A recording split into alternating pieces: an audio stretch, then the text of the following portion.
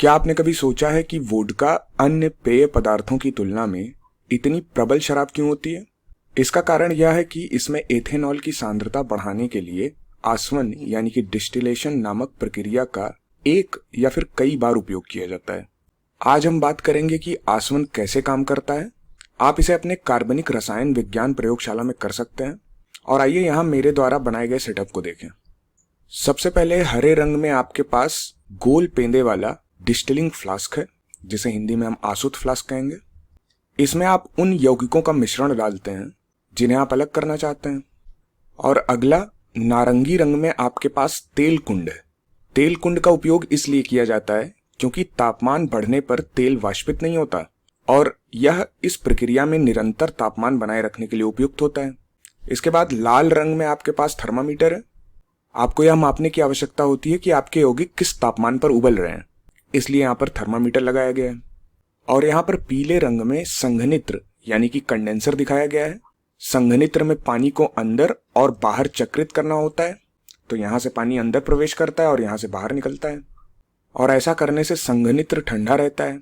संघनित्र को ठंडा रखने की आवश्यकता इसलिए होती है क्योंकि आसवन में वाष्पीकरण और संघनन की एक श्रृंखला शामिल होती है। तो शुरुआत में क्या होता है, डिस्टिलिंग फ्लास्क में कुछ तरल होता है और गर्म होने पर यह गैस में बदल जाता है। फिर संघनित्र के ठंडे होने के कारण यह वापस डिस्टिलिंग फ्लास्क में संघनित होता है और अंततः यहाँ पर ये जो बैगनी रंग का ग्राही फ्लास्क है, इसमें तरल के रूप में जमा हो जाता है। और इस ग्राही फ्लास्क को भी ठंडा रखने की आवश्यकता होती है, इसलिए यहाँ पर यह बर्फ कुंड दिखाया गया है। और फिर से इसे ठंडा रखने के पीछे वही कारण है। आप चाहते हैं कि सेटअप का यहाँ पूरा दायां भाग ठंडा रहे ताकि तरल आसानी से अपने शुद्धतम रूप में वापस संघनित हो सके। एक और छोटी सी चीज है जिसे हमने अभी तक नहीं दर्शाया है और वो यहाँ पर है। ये एक निर्वात पंप है। आप पूछ सकते हैं कि आसवन में निर्वात की आवश्यकता क्यों होती है? क्या इसे गैस में वाष्पित करने के लिए बस बहुत गर्म करना पर्याप्त नहीं है? दरअसल नहीं, क्योंकि कभी कभी आपके पास ऐसे यौगिक होते हैं जिनका क्वथनांक बहुत बहुत अधिक होता है। यदि क्वथनांक इतना अधिक है, बॉइलिंग पॉइंट इतना अधिक है, तो आसवन करना मुश्किल हो सकता है। लेकिन पूरे निकाय का दाब कम करने से पदार्थ को वाष्पित करना आसान हो जाता है, क्योंकि कम दाब पर तरल पर वापस नीचे की ओर दबाव कम होता है, जिससे यह ऊपर की ओर गैस अवस्था में आसानी से वाष्पित हो जाता है। आइए दो घटकों वाला मिश्रण लेते हैं। पहली चीज है हेक्सेन, और मैं इसे यहां पर फ्लास्क में दिखा रहा हूं। और जो दूसरी चीज है वो है टॉलुइन। यह एक काफी संयुग्मित सुगंधित वलय है जिसके कारण इसका क्वथनांक अधिक होता है, और मैं इसे भी यहाँ पर फ्लास्क में दिखा देता हूँ नीले रंग से। अब आसवन यानी कि डिस्टिलेशन के दौरान होने वाली गतिविधियों की निगरानी कैसे करें? आमतौर पर आप इसे एक ग्राफ के रूप में दर्शाना चाहेंगे। हम तापमान बनाम समय का आरेख बना रहे हैं, जहां y अक्ष पर तापमान दर्शाया गया है और x अक्ष पर समय को। और पहले क्या होता है कि शुरुआत में आप निकाय को गर्म कर रहे होते हैं, तो तापमान धीरे धीरे लेकिन निश्चित रूप से बढ़ रहा होता है। जब आप हेक्सेन के क्वथनांक लगभग 68 डिग्री के आसपास पहुंचते हैं, तो आपको एक पठार दिखाई देता है। आइए जल्दी से देखते हैं कि अवस्था परिवर्तन के दौरान क्या होता है। तो अवस्था परिवर्तन के दौरान तापमान स्थिर रहता है। जब हेक्सेन तरल से गैस में बदल रहा होता है, तो आप यहाँ इसे वाष्पित होते हुए देखेंगे। आप इस तापमान को थर्मामीटर में रिकॉर्ड होते हुए देखेंगे और फिर यह वापस तरल अवस्था में संघनित हो जाएगा, क्योंकि यह पक्ष बहुत ठंडा है। और यहाँ पर आप हेक्सेन की इन बूंदों को एकत्रित होते हुए देखेंगे। अब जब हमने फ्लास्क में हेक्सेन को एकत्र कर लिया है, तो क्या होता है, आप यहाँ सुनिश्चित कर लें कि आपने ग्राही फ्लास्क को बदल दिया है। तो यहाँ पर ग्राही फ्लास्क को बदल दिया और हमने इसे सफेद रंग से दिखाया है दूसरे वाले फ्लास्क को। तो आप फिर से तापमान में वृद्धि देखेंगे। तो यह दिखाने के लिए कि यह शुद्ध टॉलुइन को एकत्र करने के लिए एक नया फ्लास्क है, इसे हमने सफेद रंग से बनाया है। अब आपके पास यह टॉलुइन 110 डिग्री पर है और फिर से आपको एक पठार मिल रहा है, क्योंकि यह फिर से तरल से गैस में अवस्था परिवर्तन को दर्शाता है। यहाँ पर 110 डिग्री पर टॉलुइन तरल से गैस में बदलेगा और यहाँ पर तापमान को रिकॉर्ड किया जाएगा और फिर यह वापस तरल में संघनित होकर इस नए ग्राही फ्लास्क में टपकेगा। तो अंत में जो हमने एकत्र किया है वे ये दो फ्लास्क हैं, एक जिसमें टॉलुइन भरा है और दूसरे में हेक्सेन भरा हुआ है। और यहाँ पर हम एक काफी सफल आसवन करने में सक्षम थे। अब अगर आपके पास 3 घटकों वाला मिश्रण हो तो क्या होगा? तो वैसे ये 2 घटकों वाले मिश्रण की तरह ही काम करेगा, सिवाय इसके कि आप तापमान बनाम समय के ग्राफ में और अधिक पठार देखेंगे, जिसे मैं यहाँ पर किनारे पे बनाऊंगा। तो यहाँ पर x अक्ष पर समय को दर्शाया है, y अक्ष पर तापमान को दर्शाया गया है, और यहाँ पर हमारे पास पहला यौगिक एसीटोन है जो कुछ इस तरह से दिखता है। अगला यौगिक साइक्लोहेक्सेन है जिसका क्वथनांक थोड़ा अधिक है, और अंत में एसीटिक अम्ल है जो कुछ इस तरह से दिखता है। इसका क्वथनांक अन्य यौगिकों से अधिक है क्योंकि यह हाइड्रोजन आबंध बना सकता है, जिसका अर्थ है कि एसीटिक अम्ल के अणुओं के बीच अधिक आकर्षण बल होते हैं, जिससे उन्हें गैस अवस्था में अलग करना मुश्किल हो जाता है। तो फिर से हम अपने ग्राफ को देखते हैं। पहले आप फिर से शुरुआत में एक मामूली सी वृद्धि देखेंगे जब आप अपने फ्लास्क को गर्म कर रहे होते हैं, लेकिन जैसे ही आप 56 डिग्री पर पहुंचते हैं आप वह पठार देखेंगे जब एसीटोन वाष्पित होता है और फिर संघनित होता है।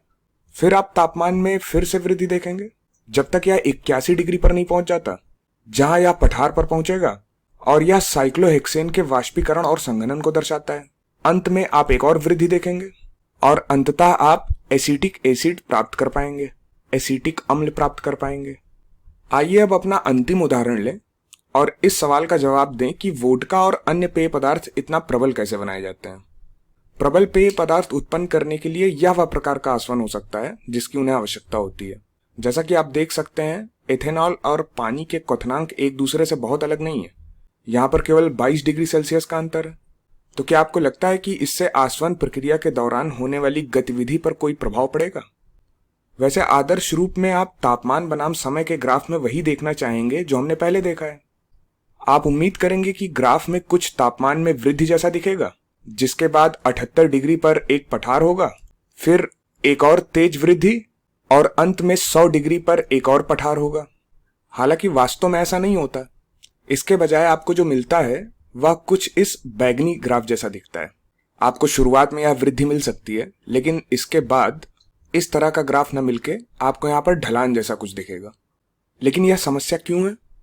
वैसे पहले आप शुद्ध एथेनॉल यानी गुलाबी रेखा और शुद्ध पानी को अलग प्राप्त कर सकते थे, लेकिन यहाँ वे मिश्रित होकर इस बैगनी रंग में मिल रहे हैं।